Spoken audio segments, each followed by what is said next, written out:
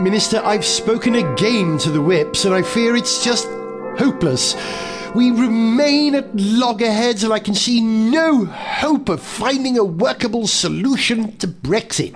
Dear God, how have we got to this point? I can't say, Minister, but as it stands, this could be the greatest crisis of governance this country has ever faced. You don't have to tell me that, Peter. Just when I think we've reached rock bottom, it seems to get worse.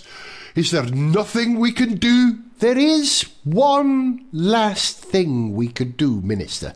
It's something which may only be used when things have become exceptionally bad. No, surely not. Indeed.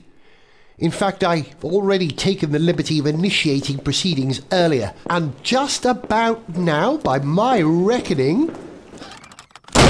Bloody hell!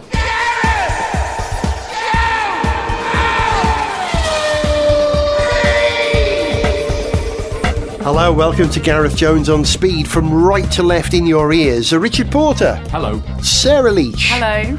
And I was going to call you Paul Ireson, but I won't. Hello. First time we've ever called you by your last names in the intro to the show. Been revealed. It's a giveaway. The secret's out. Yeah. Hey, when was the last time any of us bought a new car? I know you have, Richard, recently. You bought a new car. Yeah. Well, have you actually bought it? No, I've got a new car. So my Jag has turned up at last. My Yay! Which is very exciting.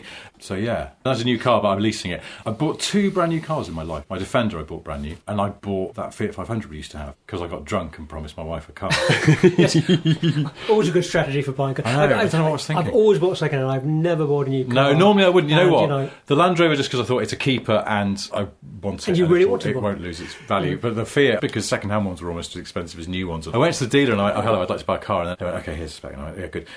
Can I have different wheels on it? And they went, yeah, of course you can. I went, can I have this? And the guy went, we're going to build it for you. You can have whatever you want. Because I'd never bought a new car. How exciting. I'd forgotten that you could say what you want. Yeah. Usually it's more, second hand. Could you hoover it out, please, before I pick it up? You can choose all the colours and everything. You can choose combinations of colours. Yeah, the leather inside and everything. Yeah. You've got a car in Australia, haven't you? But not here. Yeah, I do have a car in Australia. Did you buy it new or is it a second-hand car? No, it was a good little second-hand car, actually. It only had about maybe even 50-something Ks on it. Right. When I bought it, and this woman that had it before me, she'd had it for a few years. It's a little convertible Peugeot sports car. A Peugeot, 3020? Yeah, one of those ones. 20 something cc. CC. You can't even remember. Yeah, that's great. Yeah, no, my dad won't let me sell it because it was just a good little buy. But my dad's really into his little sports cars. He's got a little MX-5. No, that's a lovely car. He actually looks Good like taste. Jackie Stewart with the roof off and his glasses on. Does he? Little hat. He's got a little flat Scottish cap. Yeah. With trousers. So you've never bought a new car, have you? No. I've never bought a new car. It would be insane to buy a new car. Yeah, correct. It's going to depreciate in such a huge amount. It's a black hole, isn't it? But that said, I mean, Richard, if you don't mind saying, how well did that Fiat 500 hold its value when you came to sell it a couple of years later? Was it? Well, I mean, we had that for 5 years, I think so. Maybe more. We bought it in 2011. I think I only sold it whenever, I can't remember. 5 years, I think we had it. Yeah. No, I mean, I can't remember what I paid for it new. I think it lost about $7,000. So I don't know. But this thing, because when I bought it, I'll be honest, having somehow made a promise to my wife after a couple of wines that.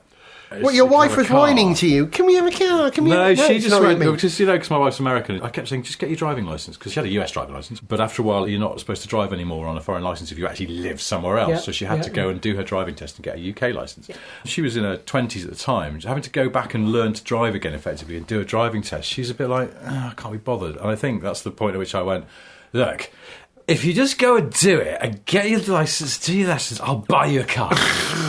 And it worked. And then the next day she went, are you really going to buy me a car? And I went, yes.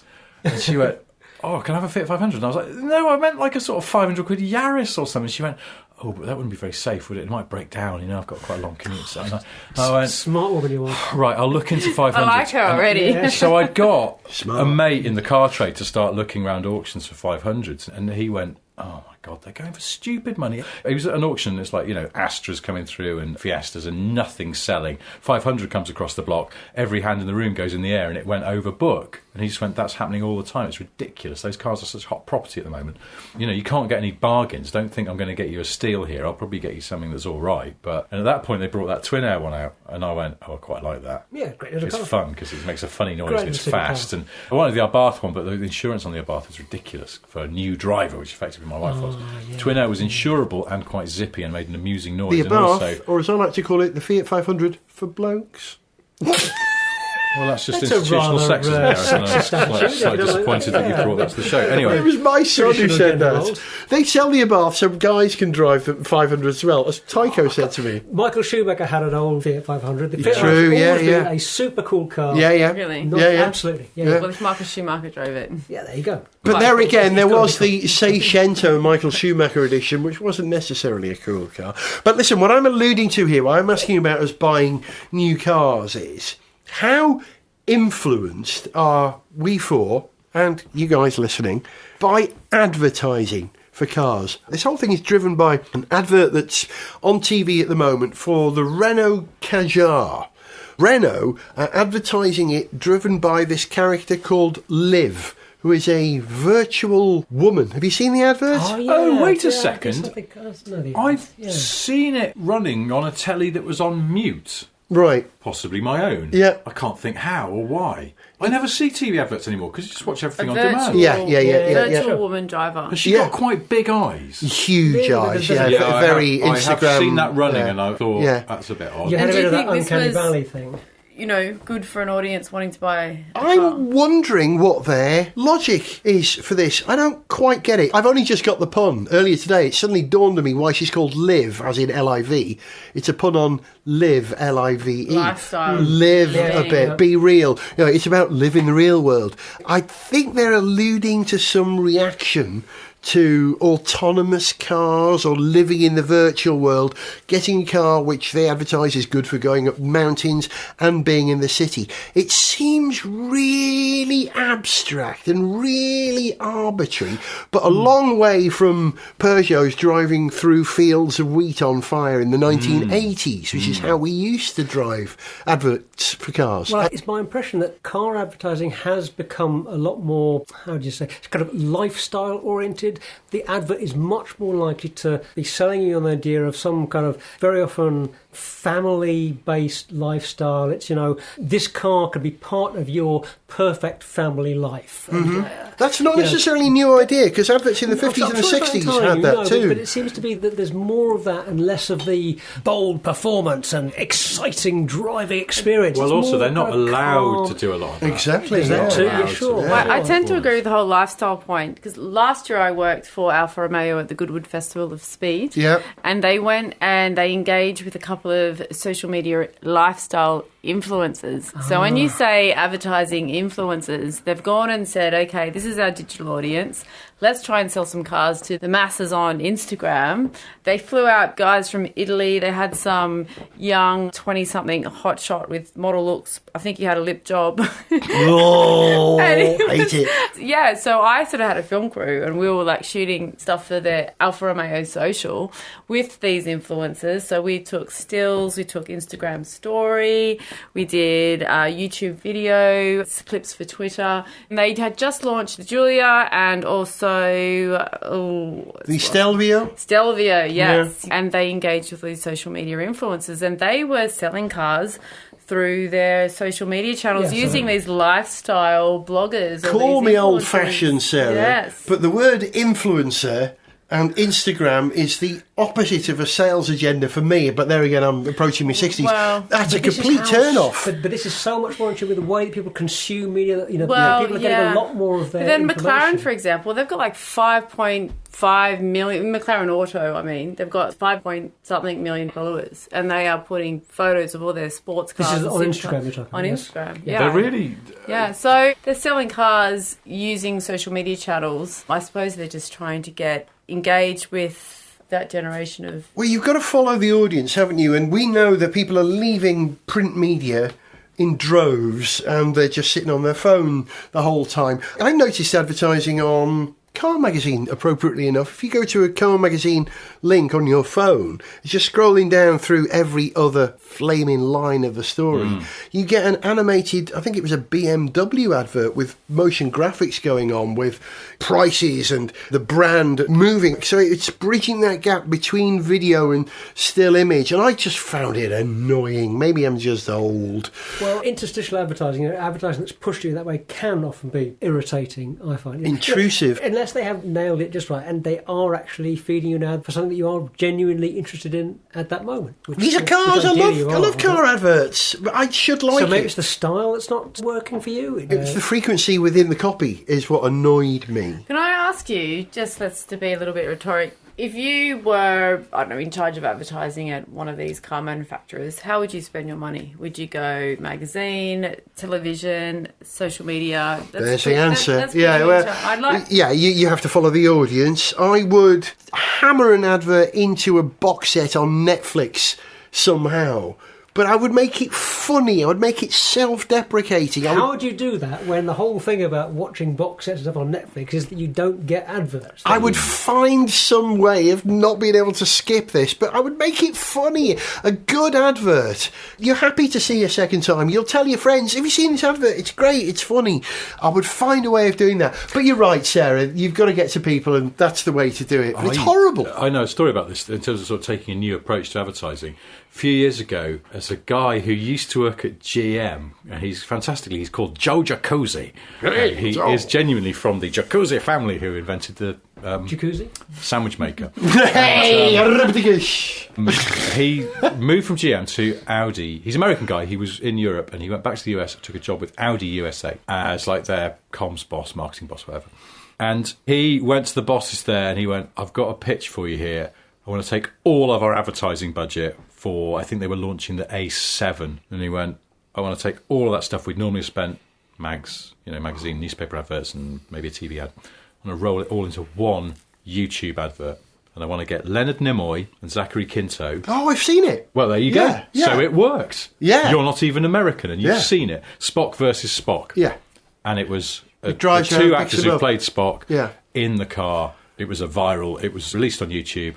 And it cost them a lot of money because they had to get 2 Hollywood actors in. But it clearly and worked. The Audi people went, all right, on your head be it. And it worked like a charm. I mean, it was off the scale because then they were measuring it, how widely seen it was, but not just that, who it was getting to. It was getting to a younger audience, which, if nothing else, is sort of softening people up for the age when they finally can afford an expensive car. There we go. And Joe Jacuzzi was held aloft in Audi headquarters as a genius and then got poached back by GM to try and do something similar for him. But that's it. But he took a real punt. He basically put his job on the line and went, it's a high-risk strategy. We're in a weird time. Print ads aren't going to do anything. TV ads, they're skipping through because they've recorded something or they're watching video on demand. No one's watching TV adverts anymore unless they're doing some live event, like X Factor or something. But and if you're doing an ad on YouTube, unless it's that kind of ad that you really want to watch. Well, that's the thing. It's got to be so good. 5 seconds long. Yeah, you either got got to be 5 so second good. ad. Super Bowl ads. I was about to say that. Yeah. A big event advert. An event, yeah. An ad that people actually are waiting to see. I mean, people are excited about the Super Bowl ads. Yeah, it's insane. I remember being in the US once when the Super Bowl was on, and a British friend of mine came round to the house we were renting, and we were just like watching the Super Bowl because we were like, this kind of thing we've sort of got to do, isn't it? Because we're in America. Because we'll have nothing to talk about. And we were just talking to each other during the game, and then the ads would come on and be like, hang on, let's see what's going on here. It is weird there. But funny enough, 2 years ago, I remember talking of Alfa Romeo.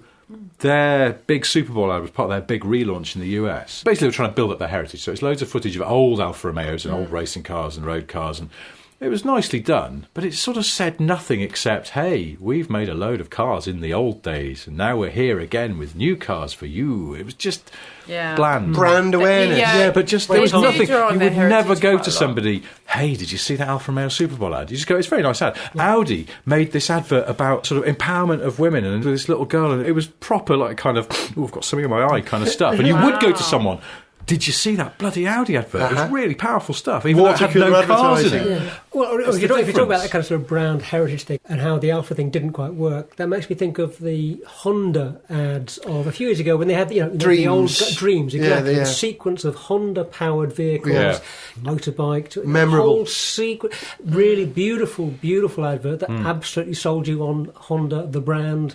Completely. That's a great example of a brilliant advert. It was stylish. It made you a affectionate, it was emotional, it made you affectionate for the brand. Because I think it's very hard to sell an individual product. But if you can introduce the idea of a brand or an image or an added value that you get from something, that's probably more effective these days. Actually, I'm going to disagree with you. I love that Honda advert, but I don't think it was a good advert. I think it touched our heartstrings because we're car fans, and we went, oh God, aren't Honda brilliant? Don't they make a lot of stuff? I think if you know almost nothing about Honda and you don't care about cars, you just go, that's quite funny, that guy with the moustache with that, Toyota advert or whatever it was. Why does he end up in a hot a lovely advert if you're already on board, but not a great advert. Whereas that cog one, do you remember that one with that sort of mad Rube Goldberg machine? Yeah, brilliant. That was good because the strapline was, isn't it nice when things just work? Now that tells you something. Please, for was it? UK, Beg your pardon. You said Rube Goldberg. Yeah, was this is one of these US-UK things. Sorry. No, that's okay. What do we call them? Heath Robinson. Yeah. Well, Rube Goldberg was the guy who stylised that kind of machine that knocked onto another effect. Heath Robinson was a more cobbled together version of making something work. No, I think that they're exactly the same. It's just in the UK you say Heath Robinson, in the US you say Rube Goldberg. When you're talking about an overly complicated, ridiculous machine, that's what you I always think Heath Robinson's being a bit gimcrack. You just go, oh God, he's made a complete Heath Robinson of that. It's like it's something that's a bit cack. Rube Goldberg overcomplicated, Heath Robinson cobbled together to make it work. No, that's the inference in my heart. No, I think I disagree. We're getting off the point. Okay. I feel like Heath Robinson would be a great name for a cat. Heath Robinson. Or Rube Goldberg. I've got a dog called Rube Goldberg. Why do you call Rube Goldberg? Look what he's doing! Sounds like a character out of Neighbours. Talking of Neighbours and Australia, the thing that we don't have on TV in the UK, that they have in the US, and I'm wondering if they have it in Australia as well, is that kind of... Oh, yeah, we're black and white over here, aren't we? Is that whole car advertising that's driven by massive dealerships. So in the States, it's come down to Dave Evans' Toyota. We're doing a deal this week. Well, we'll pay for your children to go to school. Does car advertising in Australia work like that? It does. Australia follows America in a lot of ways, I think, in terms of all that sort of westernisation kind of stuff and all their fast food chains and getting into the Super Bowl. They do. There is the car salesman, but I think it's a happy medium between America and Britain. Britain aren't as in your face, whereas America's really, they're in... You've seen that kind of American advertising. I love it. It's so honest. I do as well, because it is always this it's unbelievably honest. If you can find a cheaper Subaru, I'll eat my own leg. And you go, what are you talking about? You insane man. And you realise he really is the guy who works there, whereas it just wouldn't work. He's got one leg that's been gnawed on. My name's Nigel Davis. I'm the executive sales manager here at Brentford Ford. We've got some Fiestas behind me. If you'd like to buy one, come and see me. We wouldn't dare be that brash, would we? It just wouldn't work.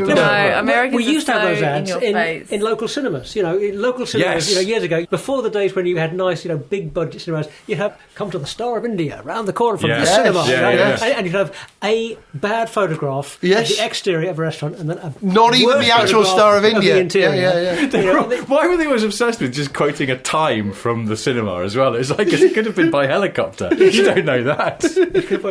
But the closest we get to those kind of dealer ads, that would be WeBuyAnyCar.com. Yeah. Don't do it. He's got it, you see? Job done. It's memorable. Yes. It's memorable. That's job done. I once works. read a thing about advertising that said one of the most genius bits of advertising from the 80s or 90s was Mr. Cadbury's Parrot. Do you remember? It's a stupid advert. Of people Slater's Parrot. Playing pool, and then this crap hand puppet of Mr. Cadbury's Parrot just popped out of one of the pockets and went, "Rock!" and just tried to sell them some chocolate eggs. But someone said, why it's a good advert is because to tell someone about it, you have to go, have you seen that stupid Mr. Cadbury's Parrot advert? And you've just said the name of the brand. Name of the brand. Because nothing fails more than advertising where people go, have you seen that advert with that guy and he's parachuting and it's for, I don't know, toothpaste of some sort? I can't remember. Yeah, classic example being something like the Leonard Rossiter, Joan Collins ads. Back in the 70s, they were everybody's favourite adverts. Everybody recognised them, loved them, but a remarkably small proportion of people actually knew what the adverts were for. Were they martini? Cinzano. There we go. Yeah. Not martini. So you failed, Rossiter. My God, I've spilled it all over. But they didn't work. You see, poor old Sarah's going to have no idea what they're talking about here. So YouTube will have the answer. I was actually just thinking of an iconic Australian ad. Have you heard the ad where she says, "Not happy, Jan"? No. that's It's one of those ads that everyone in Australia knows. Does it make? Can you explain it to us? You know what? I can't even. And exactly It defies right. explanation. I don't know what brand that was, but Yeah. I just know they're not happy, Jan. Good I think it's catchphrase. just- Yeah.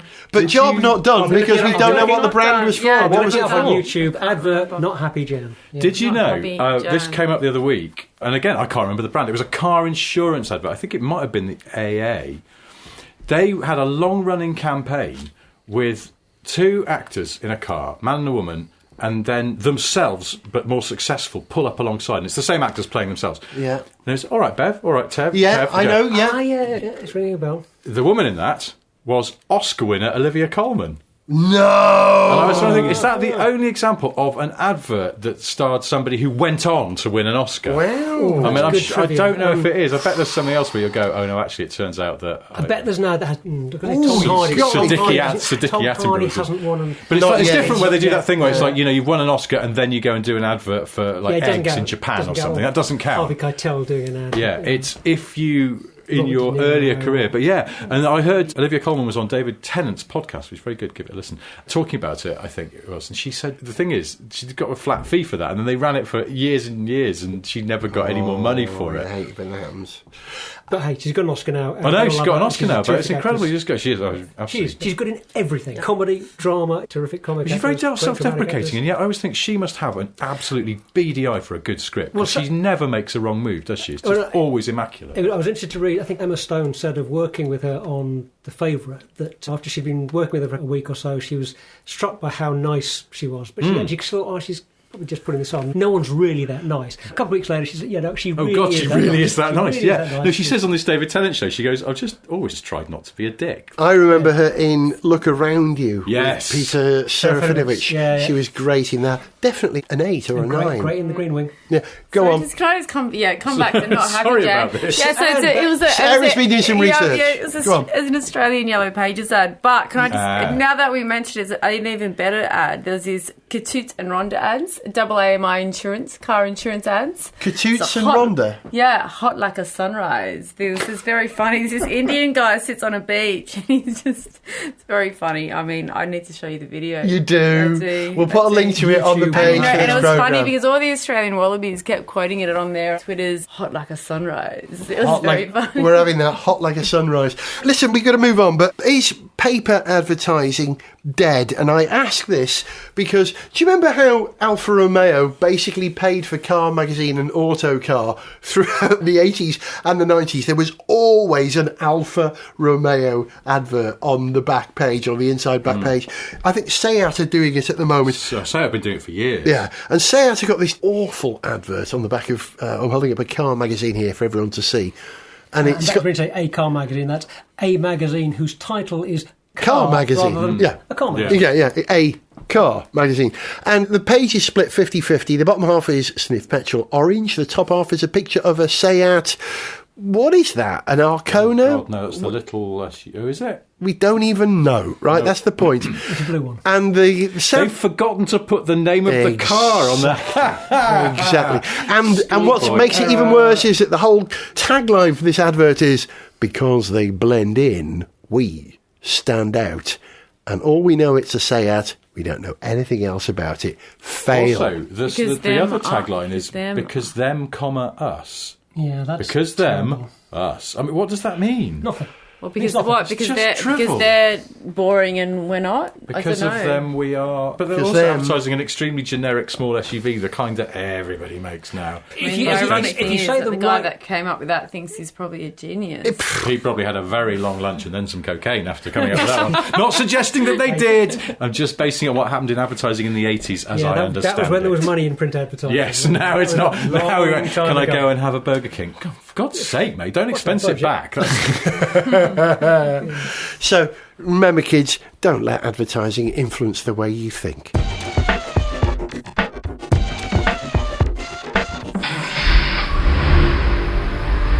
Some car adverts will tell you that their cars are better because they advance through technology.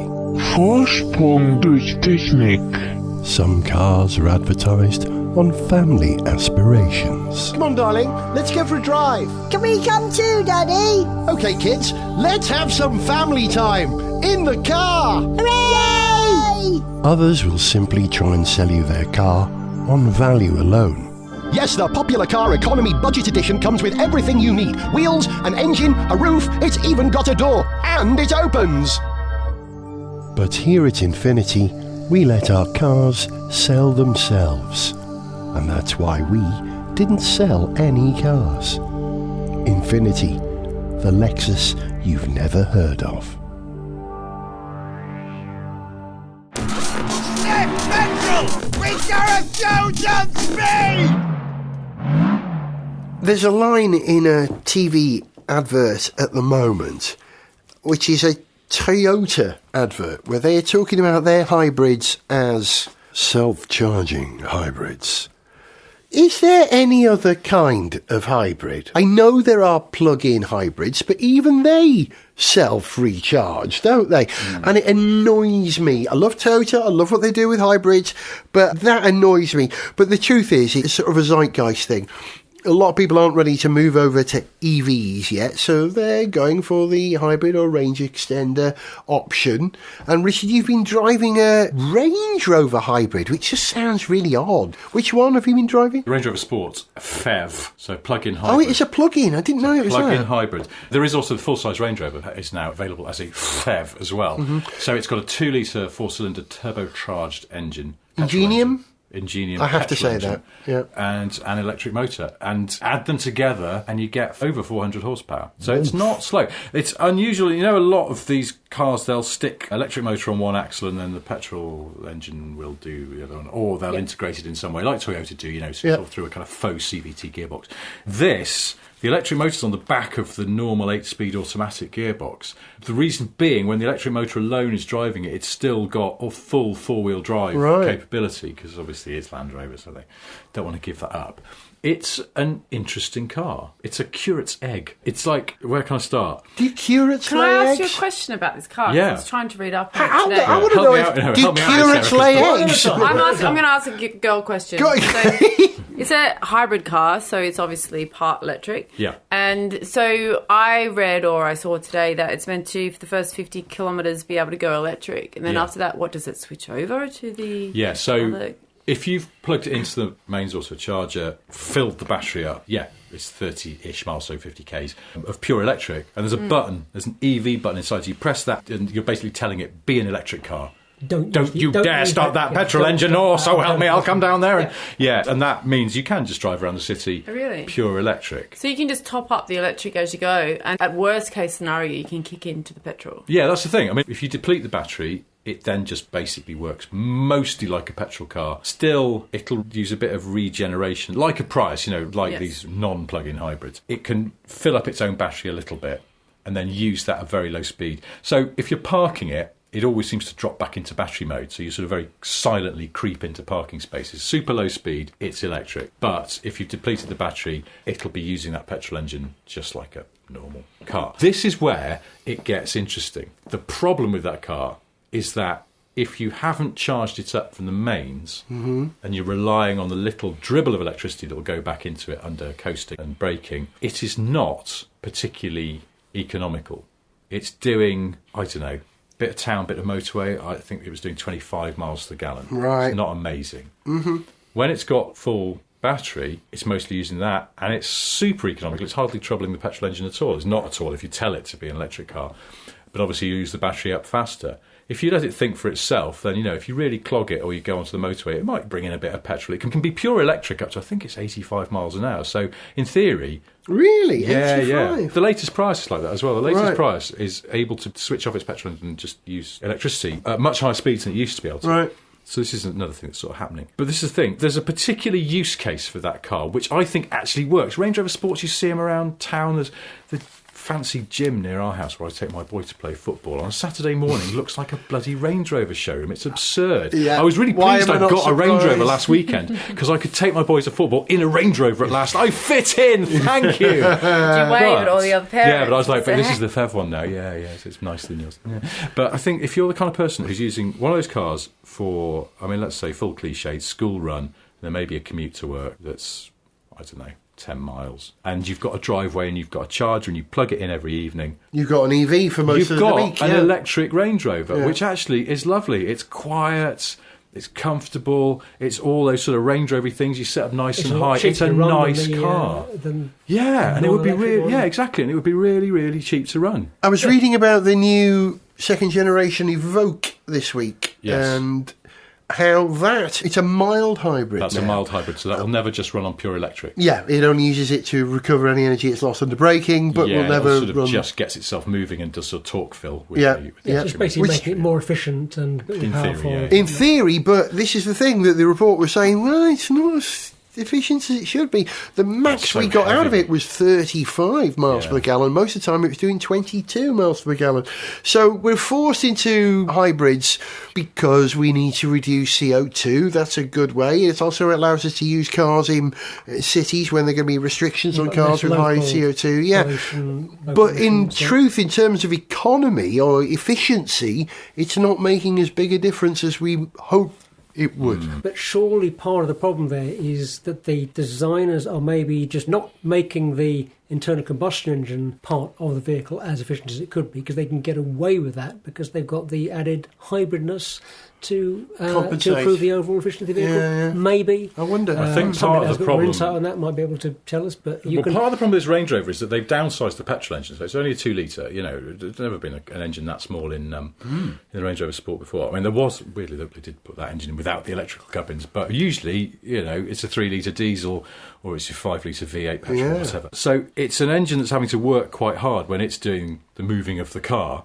And now it's got a battery and an electric motor to lug around as well. And it does feel heavy. Even the steering's really heavy. It's got really heavy steering, which is fine, but it's sort of weird in a modern car. Definitely because it's the Sport they've gone, it's a Range Rover Sport. It has to feel sporty, heavy steering. And here's the other weird thing about that car. It is really, really good fun to drive around on a country road. I went for a little drive in it, and I was thinking, well, this will be no good because it's heavier than a normal Range Rover Sport, and it's just going to be all wallowy. And you stick it in dynamic mode, and you chuck it around. And I was actually having a really good time. I was going, this is hilarious. But then it had run out of battery, and it was doing like 20 miles to the gallon or something. Maybe it's something about the weight being lower down? Yeah.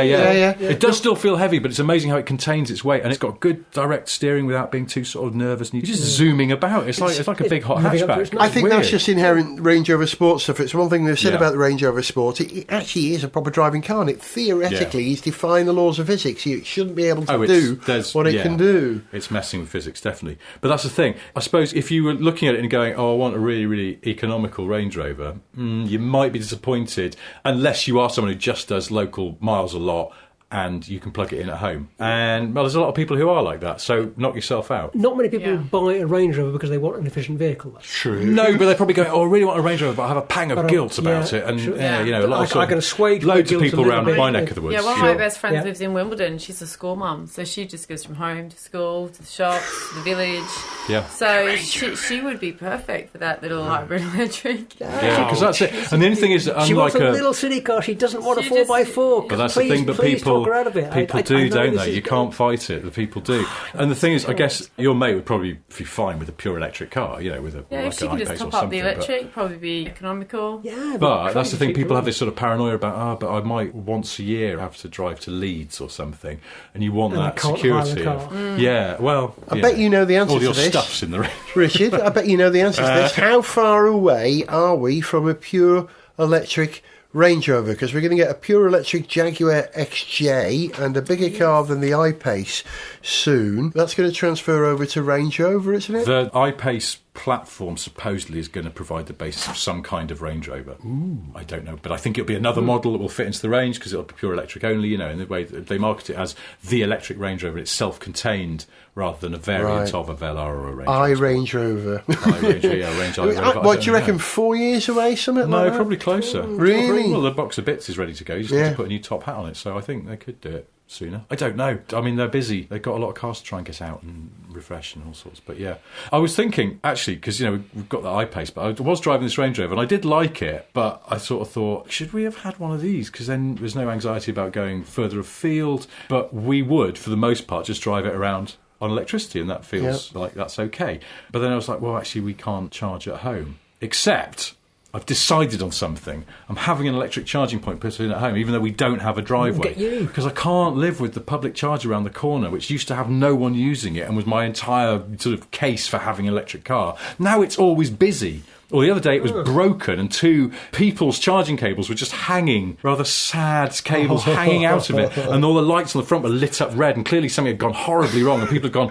oh no, Danger. I've got to unplug my car, but I can't get my cable back out of the unit, and so they had to drive off. But there are too many I can't live with electric this. cars in your area for the infrastructure. Now, of course, anyone who's ever had, sort of pod point, these people will come, they will install one of their chargers at your house, and they have to do it themselves. And they will not do it if you don't have a driveway, because if you don't have a driveway, you're not eligible for the government grant that gives you a load of money back. And I guess that money goes to the installers, so they like it. So they're not going to break the rules. And so I thought, I'm a bit stuck here. I can't get a charger put in at home.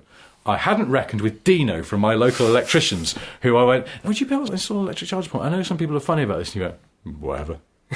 And Dino's coming around in a couple of days to size up my house. So what I'm going to do is, and this is not illegal, so don't write in, because I've checked this, the law says that you are allowed to temporarily run a hose or cable across a pavement as long as you take all reasonable measures to make it safe. Doesn't the law also say that I can drive a flock of sheep across London Bridge, though? Or is that... Yes, And I think you can shoot a Welshman with an arrow. In stereo. Yeah. So, yeah, I'm going to do that as a sort of belt and braces so that we'll never be stuck. So you're taking a Thing. punt that all this kind of stuff won't be policed? I'm hoping so, and I'm hoping that the actual police don't know where I live. If someone falls over the cable, I'm probably in trouble. I'm relying on the fact that You're my very road safe isn't a then. thoroughfare. Yeah. It's a dead end. So And you people put don't... one of those bomb... Oh yeah, I'm going to get You put all one of that. those- I'm maybe looking into this. I've maybe found some that's like something. LED flashing lights and all You might sorts. get So I'm going to go to sued town. It's going to look by like Blackpool Danger! illumination. Warning! Cable! Yeah. So you've got a full EV. Yes. The other term for the Range Rover is a PHEV, a plug-in hybrid Electric EV, vehicle, a PHEV, which means a battery electric vehicle is a BEV. Yep. So we've got BEVs, PHEVs and EVs. No, a BEV is an EV. A BEV is an EV, yes. Yeah, they're all EVs, They're all EVs. but a BEV is a subcategory of EV. Yes, I suppose so. As opposed to a PHEV, which is also a subcategory of EV, but not a complete EV. Yes, Yeah. yes. Well, does that mean that all of the cars with petrol and diesel engines, they are NEVs, not EVs? I think we should refer to those as NEVs. They're ICE. ICE. Internal combustion Inter- engine. Yeah, Because I- electric car nerds get very cross about being Yeah. iced. Yeah, which yeah. means a petrol diesel car is parked in an electric car charging space. I was iced by an Audi today. You see it on these You're getting Facebook into groups. the Everyone gets lingo now. very angry. Oh, I know. I've been joining I a need lot to of join Facebook these groups. Facebook groups. Do you know what? Actually, because I think what sort of one really make and don't. one obsession Facebook groups can often be insufferable. And one of the first ones I joined ages ago when I had a Nissan Leaf electric car was the Nissan Leaf group on Facebook, and they're really nice. There's very few arguments. They're all pulling in the same direction, which is they all love their cars. Well, that's And cool. they've I like also that. the Leaf turns out to be incredibly reliable, as it seems. The There's kind very of little bitching clientele about that it. goes with each car. Yeah, What so kind of, what lights up My the crowd experience would from be Facebook with is that Leaves generally nice people. are quite nice people. Actually, the i3 group's nice. The iPace group's nice. It's like electric What about cars at the- the what about moment the seem to attract Range nice group? people. I haven't gone in there. How about I dread Tesla to think. groups then? Look out. Tesla groups, are they sort No, I of... think they're probably a bit loony. So aren't just they? out right now. Well, yeah, because if anyone ever criticises Teslas, they just go bananas. We've got a new Tesla out, the Model Y, which is, Elon. to Well. all intents and purposes, a model... I know, it's not out yet. Okay, yeah I know. I've got a Okay. theory about this. Go on I then. want to Go find on. it. Based on Elon the Model Musk 3 crossover. Tesla Facebook group. You've joined one, have you? Just No, join I'm going to now. try and find one. Yeah, okay, you I can think find that- one now. Yeah, go on and see how This deranged they is are. I mean, how enlightened they are about that. True. Wonderful car. So, go on, you're going to tell us that this Model 3 that we've seen is just a mock-up, yeah? No, they had one. They were giving people quick rides around the sort of roads by their design studio where they announced it. So it's obviously they've got one working prototype. Yeah. And then there was a second car parked inside that had blacked out windows. I'm guessing that is probably a model. Blacked out so you can't see that Couldn't there's see it, nothing it's just inside. a shell, yeah, it's a fiberglass shell. I mean, probably sort of splash moulding taken off the clay model or something like that, which is fairly standard in the car industry. It's just that Tesla has this habit of releasing first details of their cars Very early. very early. And I had this sort of reasonably good-natured argument with a Tesla enthusiast on Twitter a couple of weeks ago, where he was saying, because it's just a Model 3 underneath, it's just new panel work, it'll be easy, I bet they'll get it out in time. And I was saying, it's not easy. platform sharing saves time and money, but it's a new There's a lot of detail to box get on right, top. and the Yeah, detail matters. it's like if they're doing it properly, and they do. Let's be honest, have a little bit of a history of not quite doing it properly. You know, the quality issues with the Model 3, particularly, a sort of attempt to go full high volume, have been a bit patchy because they do a lot of sort of what they think is sort of tech company style not corner cutting they would call it, but just sort of, you know, they get Efficiency, they being yeah, very lean. you never see yeah. Tesla prototypes perhaps in Death Valley or the Arctic Circle or Canada or whatever, not that I've ever seen, because they sort of do that test phase at an incredibly accelerated rate. I presume they do a lot of climate chamber work and things instead. But then Model 3s, if it's very cold, you can't get the doors open because the glass freezes to the seal because they've got frameless doors. Wow, I didn't know this. And that's just, you know, elementary error that they would probably have figured out if they'd spent the winter season in Sweden or Northern Canada or whatever. Not many Canadians driving Model 3s. Well, no, the eh? Canadians, if you ever go online and sort of do search for disgruntled Canadians with Model 3s, you'll find a load of them going, couldn't get in my car again today, which is a bit annoying. You don't get that if you buy, you know, a Ford or something that's from a company that knows how to prove out its cars before you put them on sale. So my thing with the Model Y is that I'm sure it'll be fine, and they're saying it probably, and I think he's right, this is probably the highest volume Tesla of all because it's a more fashionable segment of car and it's more affordable. And say what else you like about asking about Tesla, but their cars have this desirability about them that I think, because they are different and they have interesting features in them, and you sort of look at them and go, oh, I quite fancy it. I like the cut of that jib. Absolutely. I mean, I do think the Model Y is a bit disappointing to look at, but or maybe that's just me. It's cute, but in an you think it's unthreatening... cute? I do. I mean, cute in a not dynamic way is what I mean. I don't know if I actually mean cute as a compliment. Do you know what I mean? It's cute in the way that a pug is cute. The Model 3, it's quite a neat, elegant little... Yeah, it's a nice looking car. compact. Have you ever seen one head on though? With its upright side windows. It has, you We've know had what car this design is called? conversation, yeah. Tumble home, the Yeah, amount yeah. by which the sides slope in at the Yeah. top. And it has almost none. It's like a Fiat Multipla or something. It's really upright. I guess to get the space inside, and also for,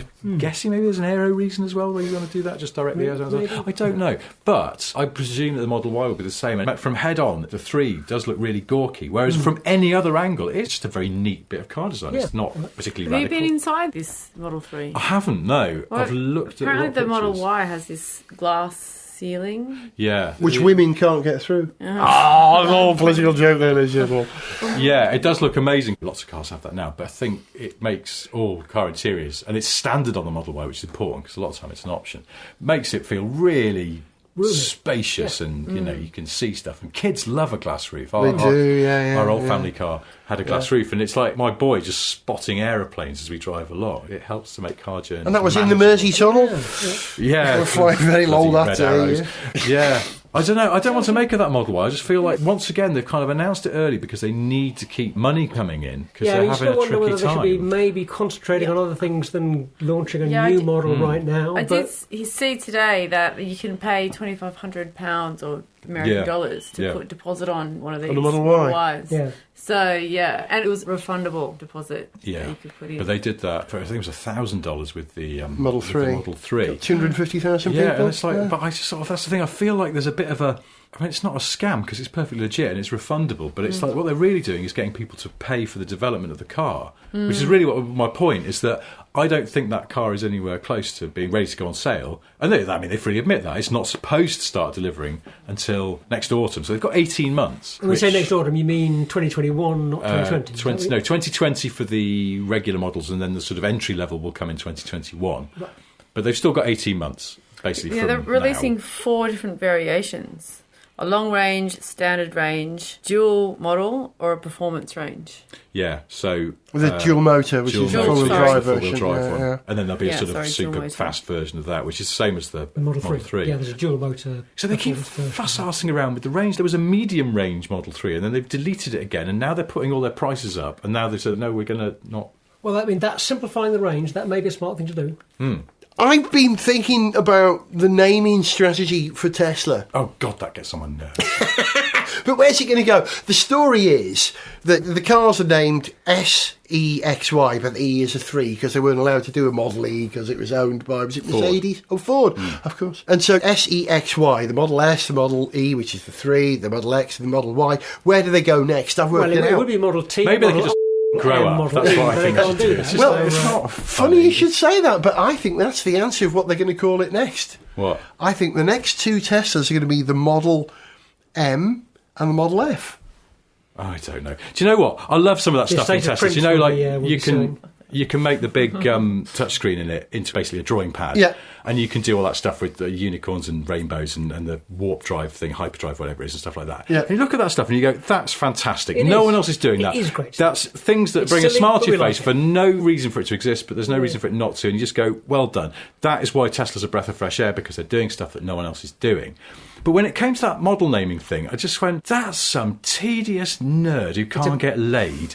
It's Coming up with it's a some bit juvenile, nonsense. you know, It's a just, bit- I know that's because it's not funny. And they did it wrong as well. They're all in the wrong order. It doesn't even make sense as a hierarchy. Why wasn't the Model S the Model E before they realised they couldn't use it? Because that's like their first big car, E for electric. And then the size hierarchy of the range might have made more sense, but it doesn't. And the thing is, when Elon Musk recapped this and went over this not good joke at that press conference for the Model Y, go and watch his delivery. You want to flush his head down the bog, the stupid little...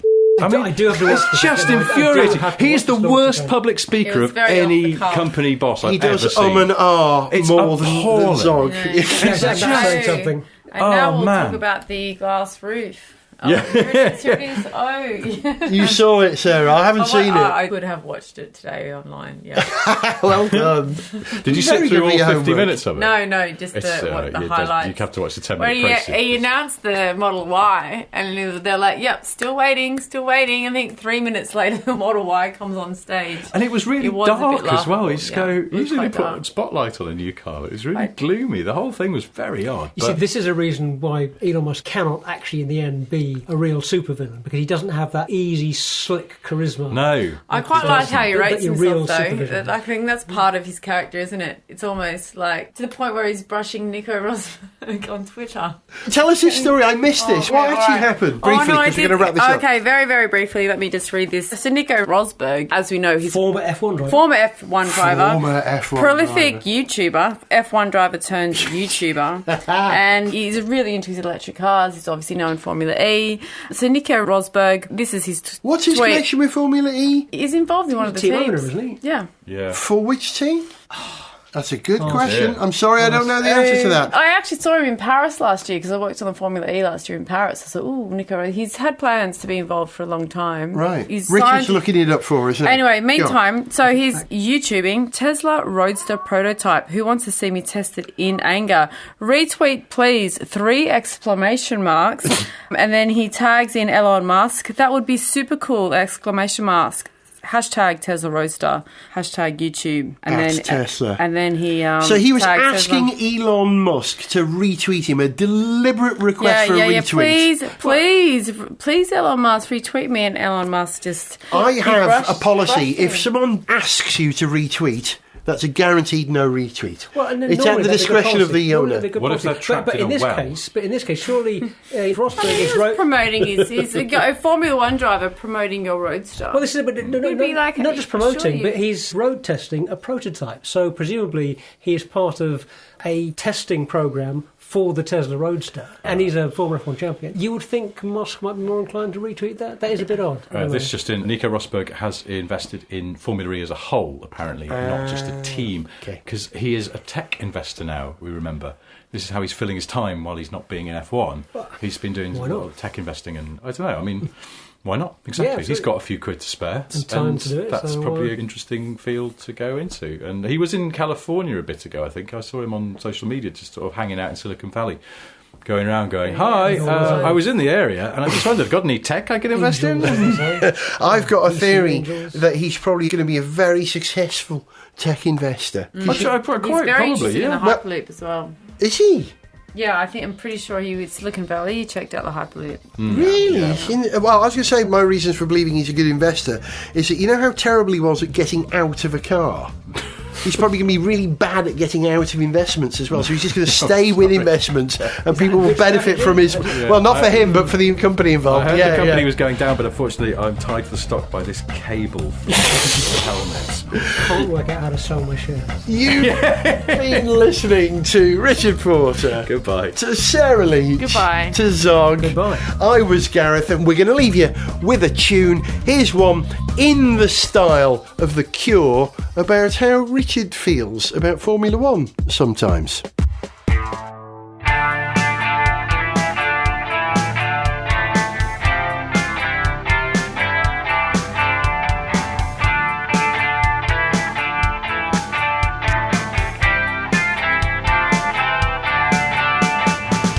upon a time I loved you.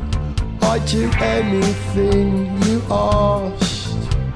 I'd get up for you in the middle of the night, but now I can't be asked. If I missed a race, I'd feel real pain, but Vettel started winning again and again. It's definitely you. I know it's not me, 'cause now I can't watch you on the telly for free. Our love was rich, but now it's poor. But you've become a crashing bore. Oh baby, you must know the score. I don't love you anymore. Our love was rich, but now it's poor. But you've become a crashing bore. Oh baby, you must know the score. I don't love you anymore. I don't love you anymore. Anymore.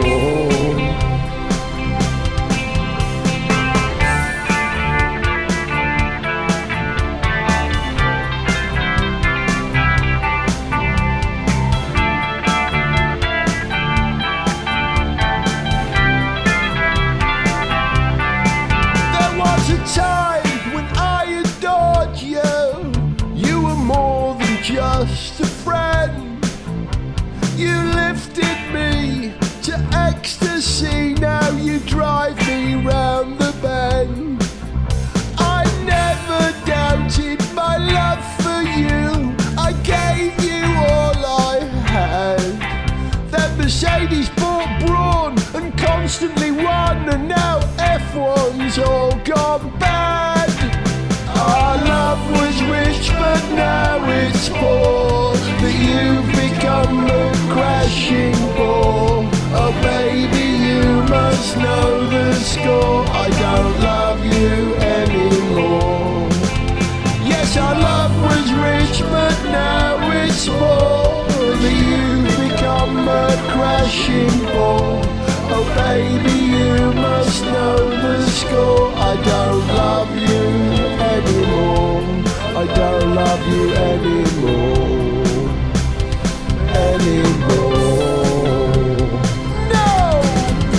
It's wrong to say that I don't care. You're hard to follow, you're not free to air.